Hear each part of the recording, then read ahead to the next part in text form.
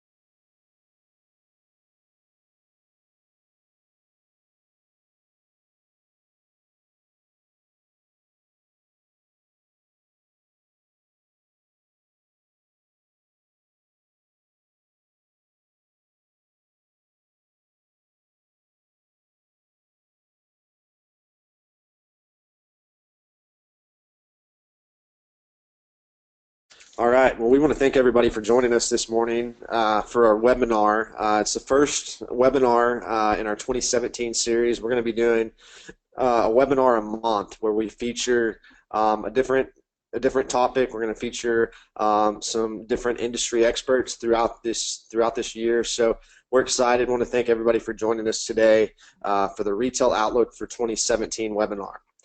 We've got Barry Hayden with JLL joining us, and I'll let Barry introduce himself here in just a second. But a couple of things I want to point out before we get started. First off, we will be actually recording this webinar, and we'll be sending over a PowerPoint and we'll be sending that to you in the next couple of days. So if you don't have time to take notes, or you've got to get out just a little bit early, don't worry, we'll get this to you. Also, want to point out on the right side of your screen, as part of the control panel, you should see an area for questions. And as we go forward, if you have any questions, feel free to type your questions in there. Yourself and us here at the Retail Coach are the only ones that can see those questions, but we'll get a chance to answer those as we go, and then we'll leave some time at the end for questions as well. But really, I want to introduce to you Barry Hayden. Barry Hayden, as I mentioned, Jones Lang LaSalle, JLL, good friend of the Retail Coach. And Barry, we want to thank you for being here today. Well, thanks for the opportunity. And yes, I've been working with you, Aaron, and Retail Coach for quite some time, probably around 6 years, and on a variety of different projects in different markets. And I think the approach, well, I know the approach is not one size fits all. And Retail Coach understands that. So what we want to do is to add value, and we understand that when we're working with these municipalities or cities, people live there, and they live there for a reason. And what we want to do is bring something that even enhances that, keeps those tax dollars working for them there, and moving forward. Now, as far as Jones Lang LaSalle, we handle everything from brokerage, development, both on the tenant rep side and landlord rep side, and so we work with a variety of different retailers. Awesome. Well, thanks, Barry, again. Thanks for joining us, and we'll get started here. Really, as I mentioned, want to talk to you about the retail outlook for 2017. We're going to start today talking about really just a little bit about the holiday sales that we saw here in 2016. Now, some of that data is still coming in, but some of the things that we have seen in the 2016 holiday sales, we saw really bigger than ever holiday discounts. I know as I was out holiday shopping in December, even after Black Friday, Cyber Monday, we saw some of those, like it says, larger than ever holiday discounts. Really, your online sales transactions with promotions increased about 79% this year, so a huge increase there. Noticed that quite a bit as, was it Cyber Monday or some of the other days leading up to Christmas. We also noticed retailers reducing their inventory. So the deals really didn't last that long. I did some after Christmas shopping on the 26th, and I noticed didn't seem like there was as much inventory as there was last year, leftover inventory, if you will. So really nothing new as far as the discounting goes and kind of what's happening, but just more of it is what we saw in 2016. So really the holiday forecast that we saw for 2016 really was an increase by about 3.6%. So if you kind of look at this chart here as far as historic holiday sales, you can see the numbers there. So holiday sales were up. It was the largest 7-year average of 3.4% since the recovery in 2009. So it was at 3.6, which was one of the largest there. But really, want to talk to you about the 2017 retail trends and factors. And really, there's 4 real factors that we're seeing happen that's really impacting retail right now. Number 1 is the economy. And as always, the economy impacts retail, impacts how much money people are spending. We're also seeing a large impact come from e-commerce and the encroachment of e-commerce as that continues to grow. The third factor is our president, Donald Trump, and him coming to office on Friday. I think noon on Friday is when he starts his job. So we're seeing that have an impact as well, and we expect it to. And then the fourth impact that maybe is having a larger impact than all of these is millennials, and really trying to understand really how to cater, how to market to millennials. They're asking for kind of a different way for retail, if you will. So we're going to talk a little bit about that as we go forward, and kind of what to expect with these 4 factors. Really, retail is undergoing many changes, challenges, disruptive technologies, crises, opportunities. So we're seeing a little bit of everything as far as retail goes right now. You probably heard some announcements just in the last week or two with some store closings, but then there were some announcements with store openings as well. So we're going to talk about that as we move forward. Do you think that's a true statement, Barry? Are we seeing a little bit of everything? You are, and there's a variety of different issues that cause that, and you have them listed here. But the way that we digest media, the way that we retail and purchase is drastically different even from 5 years ago. Right. And of course, a lot of that has to do with technologies, but also taste and preferences. Then you go back to the retailers themselves. TVs are smaller. There's less inventory that needs to be held, or less room that you need on some of these retailers to hold inventory. So their needs and wants have changed as well. Now, I think what you're going to see is, as we move forward, whatever it be political climate and obviously the economy, is where are you going to throw these dollars at? And then when the dollars come to, they're going to be on a need basis. So that would be food, services, so forth like that, Right. And less on what I call non-vital entities, such as, I don't know, say massage or even some dry cleaning. Sure. Great. One of the things that we're seeing, and I mentioned this before, is the Trump effect. And, really wasn't sure what kind of impact the new president would have on the industry. But what we're seeing right now is if you look at November and December, so right after the election, we've got consumer confidence really at a 12-month high. So up to 107.1 and then 113.7 for December of 2016. So consumer confidence is up there, which is good. couple of things that we want to point out as well is social media, and I think it plays really well. Talking a little bit about the president and then talking about social media, but really what we're seeing is social media and ad spending is projected to exceed 35 billion by 2017. So something I thought was interesting is 91% of retail brands use 2 or more social media platforms. So we're really seeing, we talked about the millennial impact, and we're going to talk about that as we move forward, but social media is becoming a part of retail. It is, and part of that is just the way we digest media. 10 years ago, it was TV, print, out of home, radio. And while those are still there, Sure.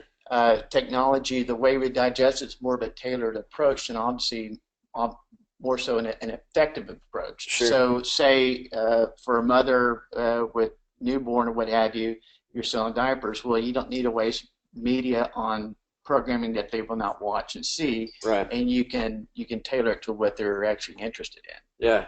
Well, a number that was really staggering to me was the average American checks their social media accounts 17 times a day. That's amazing. Social media in many cases is free, so it's a way to get in front of your customers, especially if they're checking their accounts 17 times a day. And it's also a way to get, take reviews, what have you, on the products before you purchase them. And this not only applies to retail, but also living. You wait you see these multifamily guys come in, Sure. and they're promoting for residential tenants. Well, they're promoting those through social media. Absolutely. Talking about millennials a little bit here, each millennial, so the average millennial spends on average about $2,000 online each year. So I think the millennials are helping kind of drive this online resurgence, this online spending impact we're having. So, millennials, like I said, impacting the industry tremendously. I thought this was a kind of fitting little cartoon to have in the PowerPoint. But what you see on the screen here is it's a bookstore, a bookshop, and it says, it has a sign in the window that says "Closing down, all books a penny." But then you see down in quotes there, I might see if there's anything cheaper online, and this is something we call showrooming. We see this happen all the time in retail right now. Retailers are trying to figure out how to do this. I'm guilty of it. I know people will walk in, they'll see a price at Best Buy, for example, and they'll say, well, you know what, that's a pretty good price, but I'm going to check and I'm going to see what the cost is on Amazon. So retailers are having to deal with that kind of aspect as well. A lot of retailers like Fry's Electronics, I think Best Buy, Walmart, some of the larger stores are now matching competitors' prices, even matching online competitors' pricing.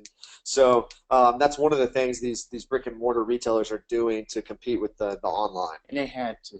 Yeah. That's the way they're going to survive. And as far as going to Amazon, obviously Amazon has a huge effect on that, especially when you're talking about hard goods, electronics. Even you mentioned books here. You would go to some of these other electronic or bookstores to try it out and then buy it from Amazon, right? Right. It's a little bit different when you're talking about clothes, even though there's a lot of soft goods that are purchased through Amazon. But oftentimes when you want to buy something specific, you want to go try it on and make sure it fits right. Yeah, absolutely. One of the things we're seeing is online retail sales grow. We're seeing them grow at a compound annual rate of about 10%, and that's from 2012 to 2017.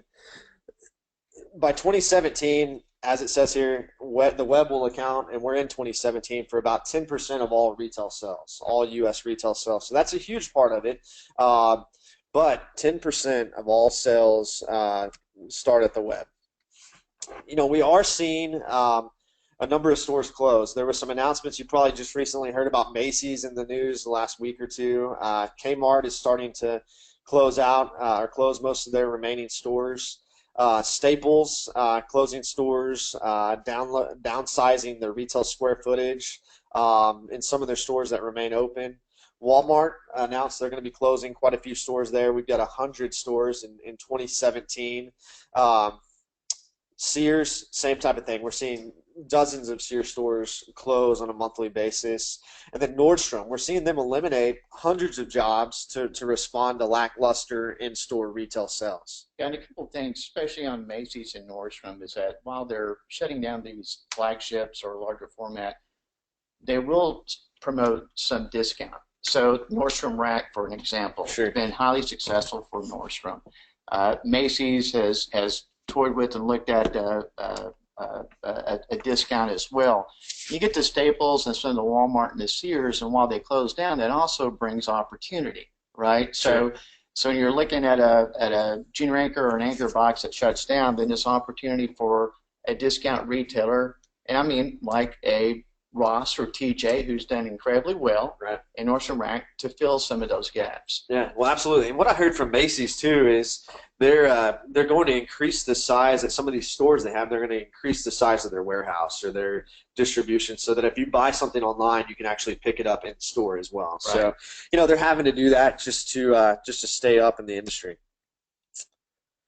I thought this was interesting as far as online sales go, but 37% of online shoppers start on a mobile device. So start looking on their phone and then may transition to something else. 72% are researching an item or checking prices on a smartphone before they buy. Like I mentioned, I'm guilty of that. I want to get the best price possible. However, the majority are inclined to make their purchases in stores. So only about 21% bought an item on a smartphone after going to a physical location. So these are some up-to-date numbers here that are extremely interesting. One of the things that we mentioned is the web accounting for about 10% of all retail sales in 2017. At the end of the day, what that tells us though is there's still 90% of sales that are going to happen within a brick and mortar site. So in fact, I got this question from a client yesterday is brick and mortar retail going away?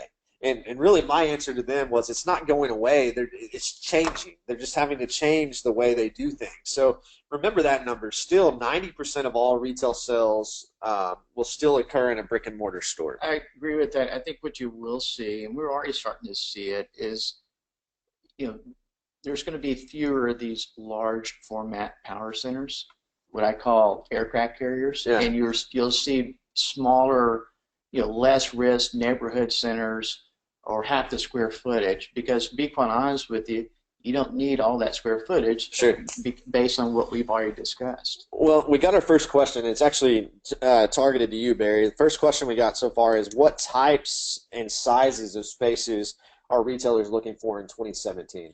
Yeah, as far as types, and we'll talk about the junior anchor. Let me talk. When I say junior anchor, I'm really talking about, just say, between 6,000 to 50,000 square feet, right? So that's a big gap there. Yeah. They're targeting the smaller. When I say smaller, I'm going to say from 15 to 20,000 square feet is what they're looking at. Okay. Kohl's, for an example, Kohl's for years was around an 80,000 square foot, and now they're coming down to 45,000. Okay. So that's not going to apply to like a Home Depot or a Lowe's or even a large format grocery or Walmart. But for some of these other guys, it does. Awesome. That question led perfectly into this, but what we're seeing is a trend up in online sales and then a trend down in the physical store sizes like you were mentioning. So that's something that we're expecting to continue. Some of the stores that we have planned openings for, some of the numbers we've received, store openings over the next 2 years. A couple of those, you mentioned the junior box, you mentioned some of the discount retailers earlier. We've got TJ Maxx that's looking to open roughly 150 stores, Ross as well, about 100 stores, Nordstrom Rack, as you mentioned, we have about 30 new stores that'll be opening. Some of the ones that are not expanding as rapidly, or one of the ones that's not expanding as rapidly as we had thought they were going to, is Walmart. We mentioned they're going to close about 100 stores, but what we've heard really in the last week or so is they're only looking to open about 35 new stores. Does that sound right, Barry? Correct. Okay. Some of the other stores that are expanding rapidly are your discount stores. Both Dollar Tree and Family Dollar combined looking to put in about 1,600 stores. Not on this screen, but Starbucks is another example. They just mentioned they're going to open thousands of new stores over the next few years. Some of the grocers are expanding again. You've got Sprouts that's going to be opening roughly 65 stores. At least we've heard that.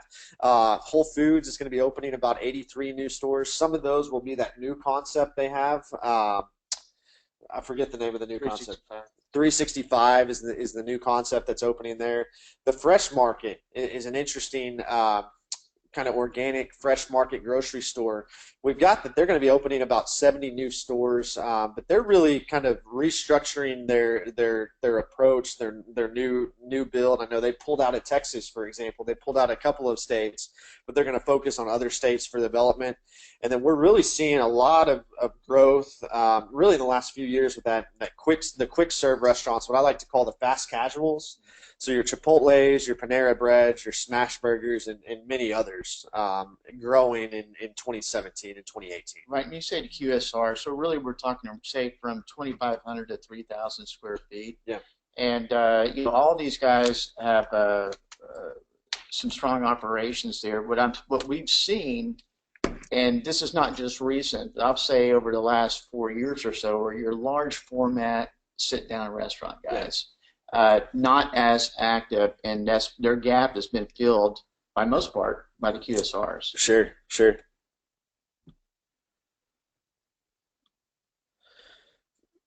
We're looking at a couple of questions here. I think we answered one of those. Question we have is Walmart that we were given was Walmart has announced they will add 10,000 jobs. How does that impact the closing of the 100 stores? And that's honestly a question I don't have an answer to. We'll try to get that question for you. I think Walmart's kind of trying to figure out what their plan is, to be honest with you. They had announced a few months ago they were opening quite a few stores. Now they've kind of pulled back in the last few weeks. Announced they're not going to be opening quite as many others. So we'll try to figure out the answer for that. But that's part of that is going to be more online sales. So that support staff from the DCs and so forth. And it's not like Walmart is not shutting down because they're necessarily hurting. They have a lot of stores, sure, right? But what they're going to do, they're going to be more efficient as to the locations, and also they're, be quite honest with you, they went to larger format, introduced more of the grocery concept in there. So that kind of wipes out some of their smaller prototypes. Absolutely. I would expect, especially with the on-site or the site pickup that you can now do at Walmart, some of those things, I would expect that to maybe be where some of those jobs are headed. Like you said, the online portion of it and then that site pickup as well. So we talked about some of the retailers that are growing. Just real quick, want to hit on some of the growth sectors we're expecting in 2017. Well, 2016, 2017. The fitness, health, the spa concepts are growing fast. The drugstores are. The thrift stores are as well. We've seen a lot of that grocery, smaller format stores. You've got Aldi that's still growing pretty rapidly. Kind of a new market entry is another German grocery store called Lidl, Lidl, that's coming in. Fast food, fast casual dining, and then the trendy and the cool kind of streets brands are the ones that we're seeing expand as well. Now, retail contraction, 2016 and 2017, obviously kind of seeing a doing away of the bookstores, if you will. The video stores, there's only a few of those left. Your do-it-yourself home stores not growing as fast. Your mid-priced apparel, mid-priced groceries, same sort of thing. And then office supplies, seeing them contract in 2016 and 2017 as well. Yeah, really quick on the grocery here. When you mentioned Lidl. Yeah. And for any of those guys, when you come into the market, we'll just take, for example, Austin. Okay. You're not going to come in with one store, right? You need to come in with 5 to 10. And the reason for that is media efficiency, because you need no one. If you're going to launch a brand, you need to come out there in full force. There's obviously a lot of competition here, but in order for those guys to do that, you first have to have distribution. And so that's one of the first things. So it's a lot involved, especially when you're talking about grocery, because you're talking about inventory that needs to switch out quite a bit, right? Absolutely. So I'm excited about 2017 with the new store openings. I know we're going to still see some of those stores that are closing, but I think from the retail industry as a whole, I'm pretty excited to see what 2017 has to hold. Some of the things that we're seeing, and you might be able to add some to this, Barry, is the experiential retail. Shinola, for example, is it a bicycle store? Is it a watch store? Is it a furnishing stores? Really, it's all of those. It's a lifestyle store, and it's interesting. We're starting to see this since we were talking about Austin. We're starting to see that with some of these experiential retail stores, like in the Domain, for example, and kind of that area there. But that cool streets factor is what we're seeing, and no doubt about it, they're catering to the millennial. Absolutely. And that's going to be something we continue to see, but it's that experiential retail that we're seeing grow very fast as well. Well, what they're doing, they're creating, a line, whether it be their cycles to their watches. Shinola has made it a passion brand, right? So we've seen a lot of these guys. It's one thing just to come out and put a name on it, but these guys have reflecting the lifestyle that the millennials want and live. Some of the other ones that we're seeing, kind of the what we call the king of the cool streets, if you will. Whole Foods is trying this out with their new 365 concept. What's interesting is it's a little bit smaller of a concept. They've got record stores inside. They've got tattoo parlors. They've got going with the millennials, some of that hipster apparel, if you will. So that's a really interesting concept. It's a very high tech concept. Yeah, I mean, even robotics have a play here. So. No, we're looking forward. A lot of people, especially in that industry, and I say in that industry, grocery and everyone else, are looking to see how that goes. So we're excited to see that. And I tell you what, you're going to see more of that moving forward. Another one is Urban Outfitters partnering with really a pizza parlor, so you can shop and snack or get a beer while you're at the store. Makes sense with who they're trying to attract to their stores. Some of the other retailers you can see listed on the screen here, Fred Perry, Warby Parker, Bonobos, a lot of these experiential retailers opening physical stores, making a big impact here. Years ago, when I say years ago, 10 to 15, you looked at the same list and it would have been Gap, Banana Republic, those sets, right? And what these guys have done is it's not, even though they may have multiple stores, it's not a one-size-fits-all, and you're not going to flood the market with, say, 5 or 6 stores. Sure. So again, that kind of goes back to that personality and being distinctive. And what they're doing too, I think, is kind of creating some destination retail areas. Not coming in with multiple stores, but coming in with just a few within a region. They're kind of developing that destination. We see that retail clustering effect happen, where you get a lot of these retailers clustering in the same area. Well, they all want to be next to each other, and once you have a couple of these personality brands, and you usually layer in some kind of anchor, and it could be Nordstrom or what have you, then yeah, these are where they're going to go. Again, these guys are going to be very selective as to their locations. Yeah, we've so back to that question we had about Walmart and about the employees and how that's going to impact that job growth. A good friend of ours, Sam Satterwhite, there in Wiley, Texas, just sent us a note saying Walmart said Tuesday that it would expand, renovate, or relocate 59 Walmart and Sam's Club stores. Some of the jobs will come from expanding or improving e-commerce services. So kind of what we were thinking. So Sam, we appreciate you chiming in on that. So that's really what we're seeing in 2017 as far as retail trends. Like I said, I'm excited to see kind of where it's headed. I feel like it changes every day. I feel like we've got retailers announcing new stores today, and then tomorrow we'll have some announcing some closings or changing the footprint.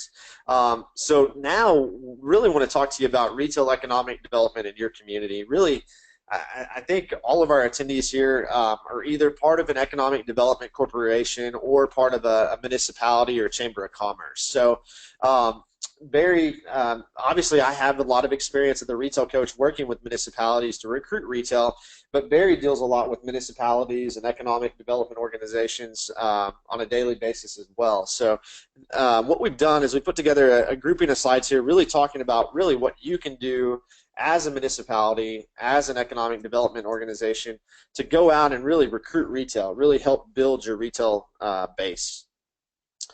So the first thing I want to tell you is retail really has to be a component of your community's economic development strategy. Now, I remember 10 or 15 or maybe 20 years ago when we kind of got into the industry, there were some of those, um, economic development types that said, look, retail is not economic development. Economic development is manufacturing, is industrialist, new jobs. Well, now retail is part of economic development. It's part of that overall quality of life. One of the things we're seeing as we deal with municipalities, yes, still going after those primary jobs, still going after those large manufacturing companies or industry or high-tech companies. But the first question we get asked by those high-tech companies or really any of the companies is, okay, well, what's the quality of life like in your community? If I'm going to move employees here, if I'm going to, get people here, if they're going to bring their families with them, I want to make sure there's places for them to shop. I want to make sure there's medical. I want to make sure there's health care. So it's all part of that quality of life. But again, retail has to be a component of your community's economic development strategy. Caution prevails. Despite an improving economy, there's still some of those retailers that are very cautious. They want to make sure that if they're going to locate a store in your community, they're going to locate a store in this shopping center, without a doubt, they're going to be successful. So retailers are looking for the sure thing. Is that something you're seeing, Barry? I think everyone looks for the sure thing, right? What we do is to help these retailers. We understand what their metrics are or what their hurdles are. For example, I'll use TJ Maxx or Ross or what have you. They need between 100 to 150,000 people in a trade area. Sure. Oftentimes when you're looking at a market and you pull a 5, 10, 15-mile radius, you may come up with 15,000. Sure. All right, that's an example. Yeah. But when you start defining a trade area, where you may be going 20, 25 miles out, then they start to get it, right? And they've opened up stores now where they've been successful in that Sure. regard. And the way you define a trade area, obviously Retail Coach has a big play in that, but also pull zip codes. Yeah. Look at basic stuff as how many people are in the school district. Yeah. Those things right there are tangible, right? Sure. So, yeah, you're right. As far as, again, a sure thing, what you can do is just be real. And no one's going to know that market better than you or the people that live there. Yeah. And then we can come in here and help sell that story. Because once you get one or two, yeah. just like we were talking about the fashion brands, all that, yeah. it attracts others. That's a great point. I would say maybe one of the most important slides in this entire presentation is talking about the retail trade area, because really that's what retailers look at. That's what developers look at as well. If they're going to come put a store in your community, they've got to know that they've got that customer. They've got the right amount of people there. And there's a number of different ways to do a retail trade area. You mentioned radials and drive times, and those may be becoming a thing of the past with some of the new technologies that are out there. But like I said, if there's one slide I told you, telling the audience to really take with you is remember the retail trade area. One of the things I want to tell you, though, is to make sure you don't overinflate your retail trade area. Be conservative. The last thing you want to do is take numbers that aren't real or take numbers that aren't true to these retailers and restaurants. So make sure you do that. But we're going to talk a little bit about the retail trade area and some of the ways to do that. Some of the newest ways that we're actually using at the Retail Coach is a cell phone analysis. And it's really scary to think about. It's Big Brother type things, but we use a system where we can actually see who shopped at a specific retailer, who shopped at a specific restaurant over a specific time period. So, typically we have about a year's worth of data that we're going off of for every location in the U.S. And what that does is it gives you, and you start plotting on a map, so you can see on the map here the blue dots. The blue dots represent households that were shopping at a specific store here in this community. So it's factual data. It's a lot better than you had about 15 years ago, right? When you were kind of having to rely on just maybe some zip code data. It blows your mind, and this not only applies to retail, it applies, believe it or not, to medical guys. And now this has been you mentioned earlier in the slides about how we all use our smartphones. Yeah, maybe sometimes we use them too much, right? But when you start picking up this information, I mean, this is key. And by the way, a lot of these retailers have this, and they understand this deal. I want to go and maybe getting ahead, but I do want to say one thing. Sure. You're talking about drive times. Yeah. So we're here in Austin, and if I want to travel 10 miles, it may take me an hour. Yeah. You know, This morning, right? okay, we'll say 30 minutes. We'll cut it in half, a good day, right? So Yeah. 30 minutes to travel 10 miles. In 30 minutes from some of these other markets, you may be able to travel 40 miles. So, fewer stop signs, all that kind of good stuff. So Sure. that's one way to sell that deal, is that you can still get there. There's not a barrier of time Sure. to get there. Absolutely. The we got a question. We're gonna come back to trade area here in a minute, but we had a question come up. What is the best way to contact, pitch, get in front of some of these new trendy type retailers and restaurants? Find out who represents them, Yeah. call corporate, all that kind of good stuff. That's the best way. Not all of these guys will be at ICSC, Sure. right? So that's really for, I'd say, a lot of your mainstream retailers. But what you do, and talk to developers who have them in their center. Sure. So you go there, you shop there, you find out who the developer who did that, contact them, and then kind of work it from there, make calls. Yeah. Because even we don't know everyone, because there's always someone new who comes out, But once we know what kind of developments that they've been in, or Yeah. where they're thinking about going, we'll contact the developer. We'll go to corporate, and that way we can get in front of them that way. Awesome. And we're going to talk a little bit later about some strategies about how to get in front of retailers. That's what we do on a regular basis for our clients is reach out to retailers, reach out to developers, and it's all about getting in front of the right person. Barry mentioned it, but finding out who is that contact. Does that retailer use a broker? Do you need to talk to the real estate rep? And we've built relationships over the last 17 years or so, and we've found that it's about getting in front of the right people. So back to the retail trade area. Can't stress it enough. That's probably the most important part of this process is having an accurate retail trade area. We're going to move on from that. If you have questions about the cell phone analysis or anything else like that, get with us after the presentation. We'll answer that. But want to talk about demographic profiling. Once you have that retail trade area drawn, once you have that area delineated, make sure you have up-to-date demographics. 2017 demographics will be coming out in the next week or two. If you need demographics like that, feel free to reach out to us after the PowerPoint or after the webinar, but make sure you have up-to-date demographics.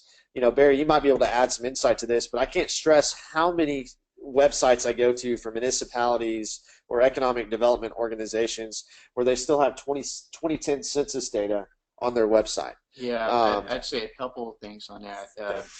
On demographics, traffic counts, all that kind of stuff obviously has into play. But also be very cognizant when you bring a prospect, retailer, this could be a residential, whoever it may be that you're targeting.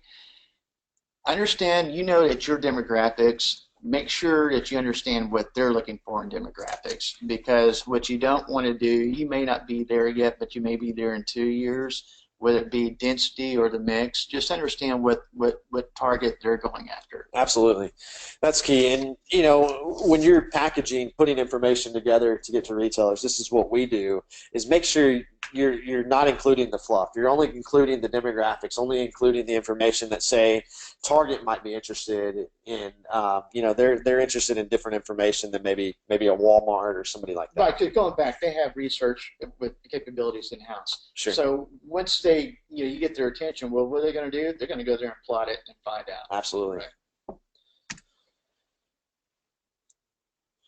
We're not going to spend much time on this, but make sure you know your psychographic profile, your trade area psychographic profile. This is the best way I've heard psychographics described over the years is demographics on steroids. So we all know what demographics are: age, income, those sort of things. Psychographics takes it to the next level. What are people actually buying? What stores do they shop at? How much money are they spending? So make sure you understand, make sure you know your psychographic profile.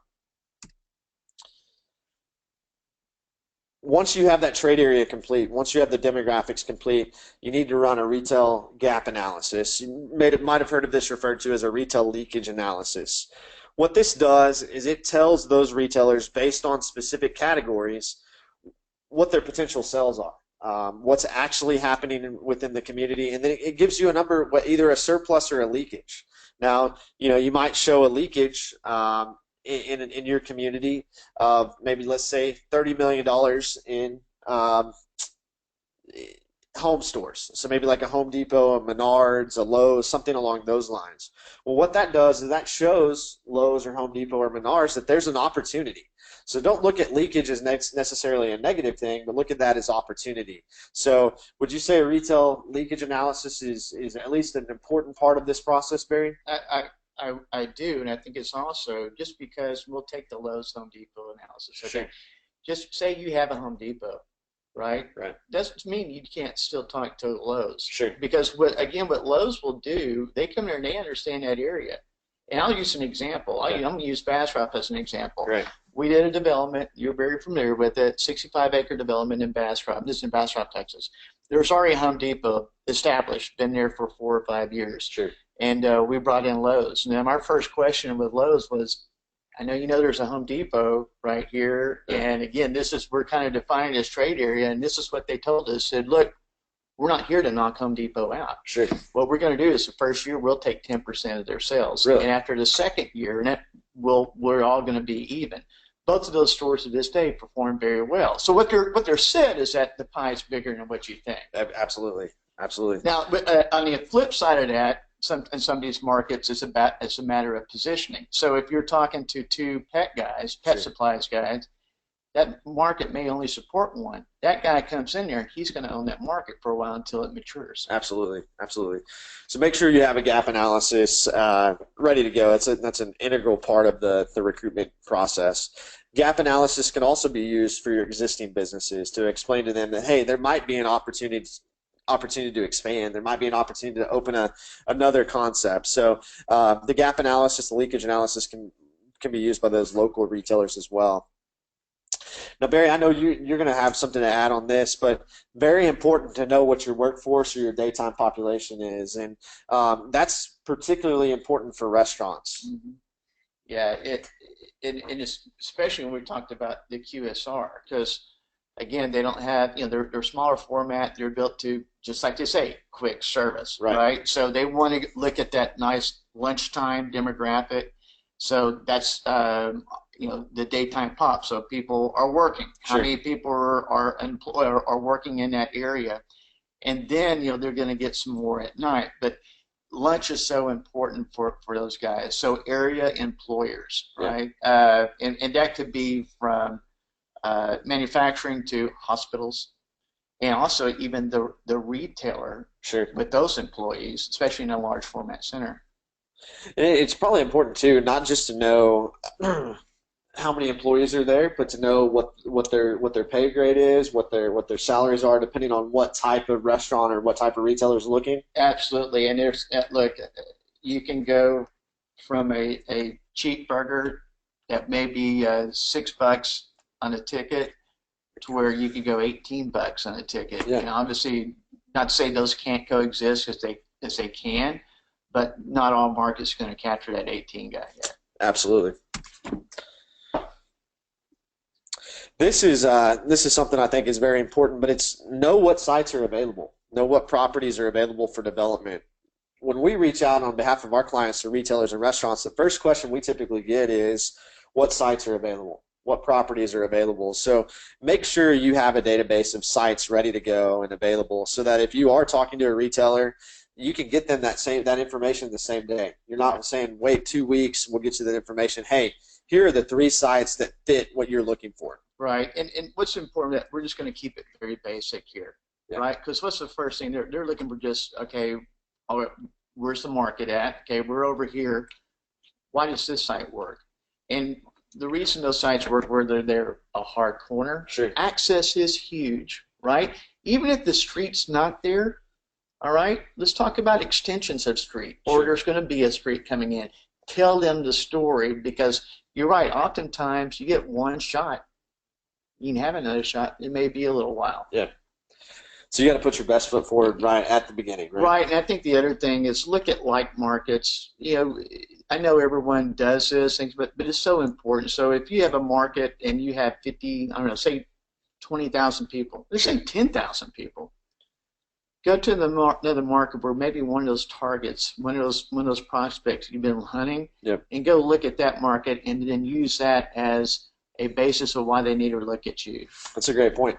And as you're out there recruiting, as you're working to recruit retailers and restaurants, make sure you have an understanding of what they look for. Do they do standalones? Do they go into existing shopping centers? Make sure you have you know that before you reach out to that retailer, so that you can have sites ready to go. One of the things I just want to hit on real quick is to conduct a land use analysis. And I really challenge all of you on this call to try this. Next time you're driving into your community, try looking at it through the eyes of a retailer. Do a land use analysis. You know, what are the sites that are not serving their highest and best use? Is there, you know, as you drive into the community, what do the gateways look like? Is the first thing you see driving into the community is a broken down gas station that's fallen apart? Retailers look at those things. Retailers also look at it if medians are mowed, and pride of ownership, pride of community. A lot of those things go into this or play into this. So make sure you're conducting a land use analysis, but really try that as you drive into your community next, kind of looking at it through the eyes of a retailer, looking at it through the eyes of a broker, looking at it through the eyes of a Barry Hayden, for example, of what he sees when he's driving into a community for the first time.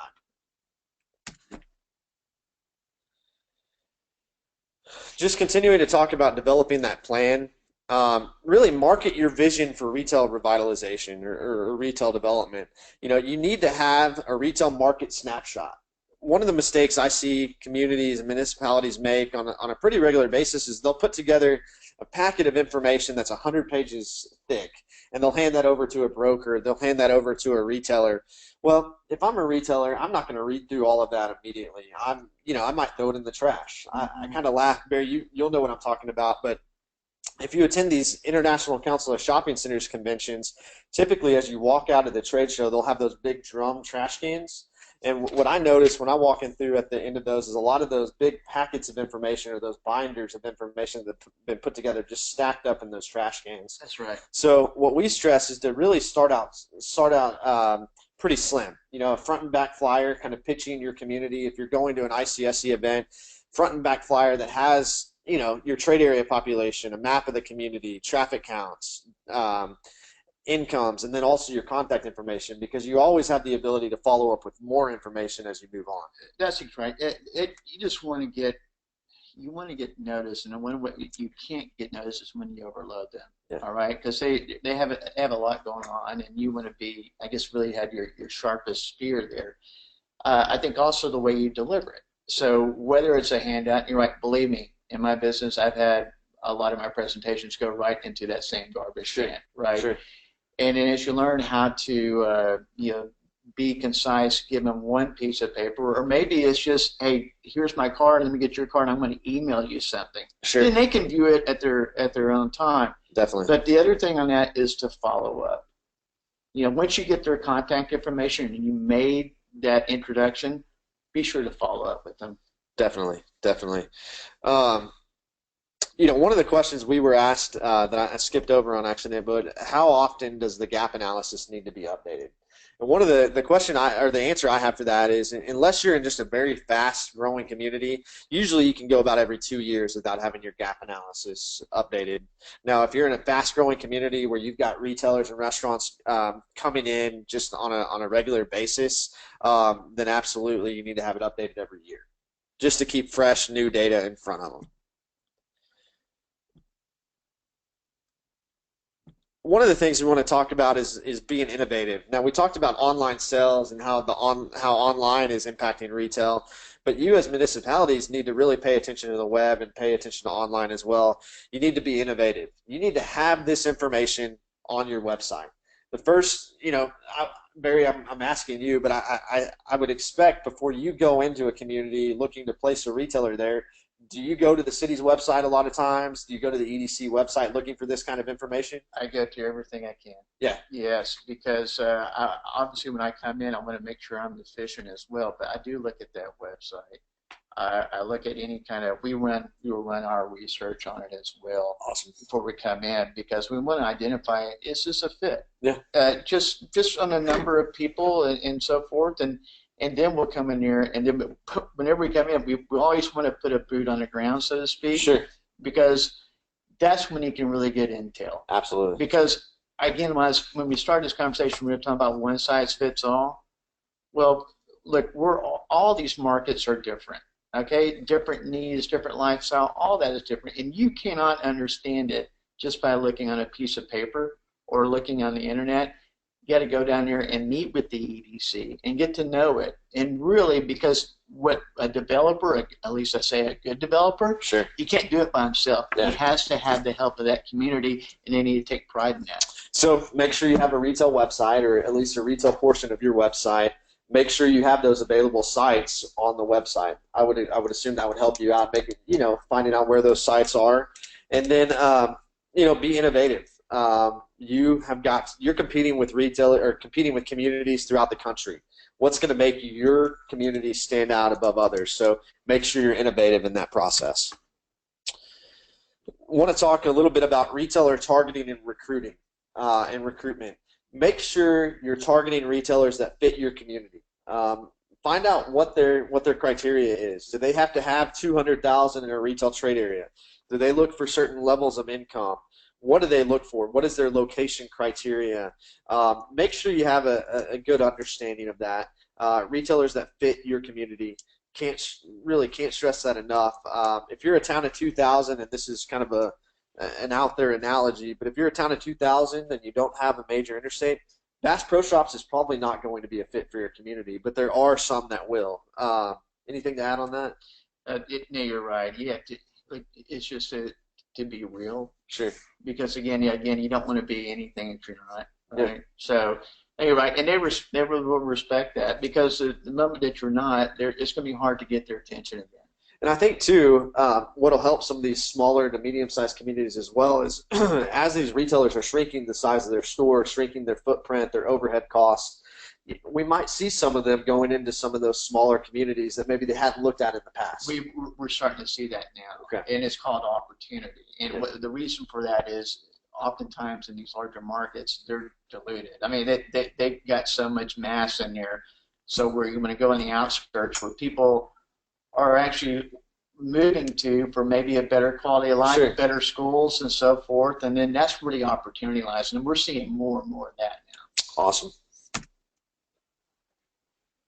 Real quick, we've got just a few more slides here, and then we'll get to some questions, but we want to talk about ICSC.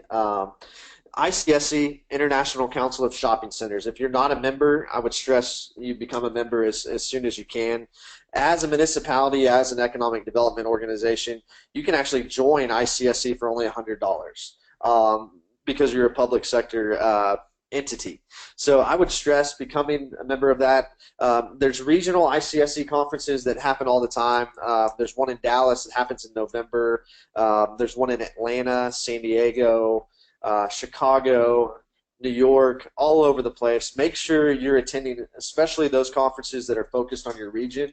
And then in May, the ICSC Recon Conference takes place, and that happens in Las Vegas. It's May 21st through the 24th this year. And I think last year there was about 40,000 people there, if I remember correctly. But it's a chance for municipalities, retailers, developers, brokers to all get together and make deals. It's a chance to see everyone that you may have spoken to or emailed or tried to. Yeah. To see them in person. Yeah, it's a chance to get a face-to-face. And that's where it comes in. In a world where we use our smartphones all the time, and they call it a social network, it's really become an anti-social network. Right. Well, this is the way to get in front of these guys and really get some traction. Absolutely. Yeah. Absolutely. We've been going, as a company, we've been attending ICSC for the last 17 years. Our president and CEO, Kelly's been going there for 20-plus years, and it's somewhere you really have to be. Really stress that you need to be at the regional conferences, but also this ICSC Recon is a great place to be. So remember those dates, May 21st through the 24th. I believe they still have their early bird registration available for that conference right now as well. A booth, can be a huge investment depending on which ICSC conference it is. So make sure you're prepared. If you're going to have a booth, make sure you're prepared. You have enough staff there to represent your community. But I think the key to ICSC is having set up meetings ahead of time. Absolutely. Oftentimes, some of these booths may be tucked away. Yeah. All right. And they're good to have meetings at, right? If you have meetings, Sure. plan. Sure. But the best thing is to go and you can just walk down a couple of aisles and meet, honestly, 60 different retailers. Absolutely. And that's the only opportunity to get on that. The other thing is there is a cost deal here. It's Sure. not cheap, you know. Yeah. So I remember when I was in the business, my first 10 years in retail, I was a nomad. I had no booth. I just walked. So it was Sure. great because I just got to go to everyone's booth and meet at their place. Yeah. You can see on the screen here, just kind of in the background there is our booth that we've had at ICSC for the last couple of years, and we'll have it again this year. 40 by 40 booth. Our clients have a chance to kind of buy into that booth, be part of that booth. So if that's something you're interested in or want to talk more about ICSC, we'll be here to talk to you about that. Last couple of slides. Be prepared. Map your agenda. Have realistic goals and expectations at ICSC. Sell your community first, then sell those sites. But set up meetings ahead of time.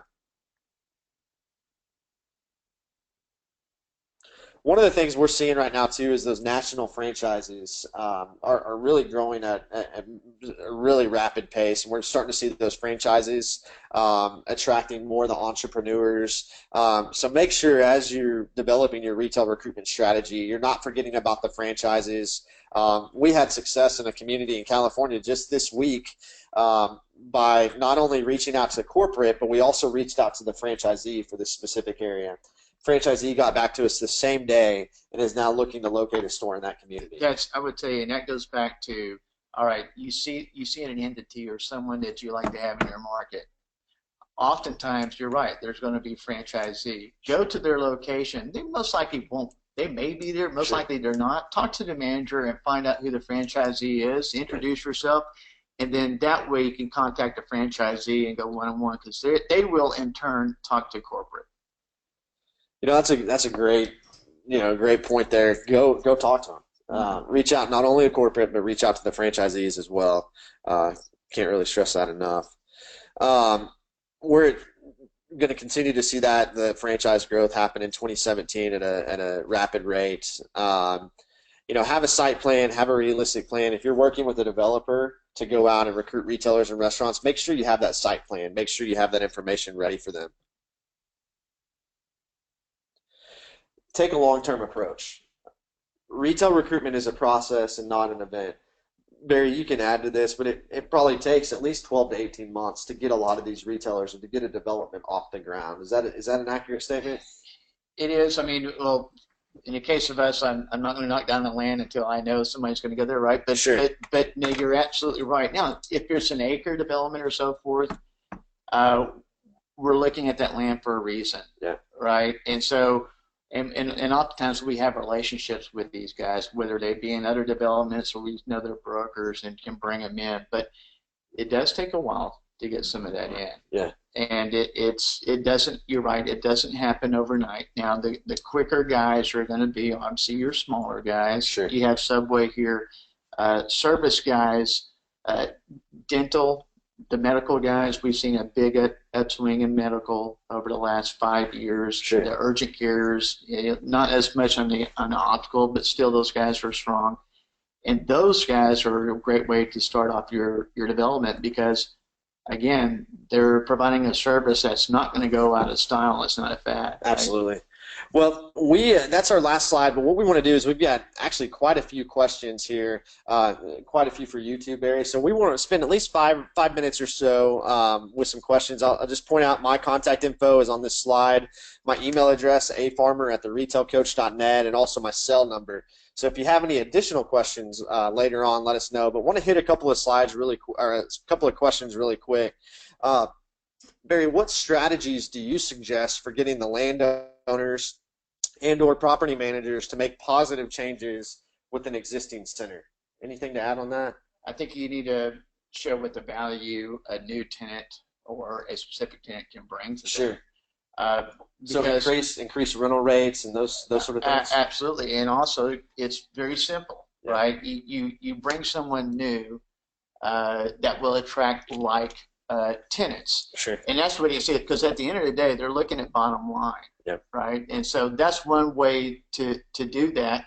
And oftentimes, they need to understand that if they make some, modifications to the structure, whether it be raising a parapet, installing more storefront, Sure. that's going to garner them a great return. Absolutely, absolutely. So you've got to show them that their investment is gonna have ROI. It's gonna have a good ROI. Right, and they can, and again, just like we've been talking about, they can look at other examples in other markets of how that's worked. Absolutely, absolutely. A couple other questions we've received is, are there any national brands that are actively looking in historic downtown locations that you're familiar with? National brands, historic downtown. Yeah, I would. They're focused mostly on that. They are, but depending on what's around it, Yeah. it's a historic location is somewhat broad, but I think it's something like that. It wouldn't be retailers. Okay. I'd say it wouldn't be. It probably wouldn't be the most common. Yeah. You're going to be looking at more of the food. Yeah. Type of guys. Obviously, one of the first things that come to mind is a Starbucks. Sure. Something in that nature, even Chipotle. So depending on what it is, and when you're talking about historic, I assume there's people, tourists or what have you, they get there for a reason. Well, Sure. Yeah, you want to capture their dollars there, but you don't want to put something in there that's going to tarnish or take away from your historic downtown. One of the issues you see in downtown areas and why we're not seeing national retailers go there very often is parking being an issue. Right. Typically in downtown, more historic downtown areas, there's not much parking. Right. The key on that would be just walk up traffic. Yeah. Right. If you have that draw, in the case of this, it could be, I don't know, whether it be a Capitol or whatever it may be, that's your anchor. Yeah. Right. It's not a retail anchor, but that's your anchor, and Sure. that's the draw. Sure. Absolutely. A couple other questions we received here. How do you combat retail or retailers leaving your community for newer destinations and immediately adjacent communities?